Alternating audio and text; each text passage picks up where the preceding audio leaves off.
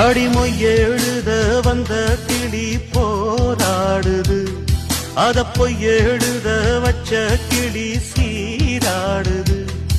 இதில் யார சொல்லி குத்தம் என்ன, எல்லாம் நேரம்தான். அடி ஒன்னோடு சேராவிட்டால் என்றும் வாரம்தான். தித்திக்கும் செங்கரும்பே இத்தனை நாள் எங்கிருந்து, மொட்டு விட்ட தேனரும்பே போதும் அடி உன் குறும்பே. விட்ட கூரையோ தொட்ட கூரையோ இந்த உறவு என்ன முறையோ. ஒரு கோல கிளி சோடி தன்ன தேடுது தேடுது மான், அது திக்க விட்டு திசைய விட்டு நிக்குது நிக்குது முன்னே.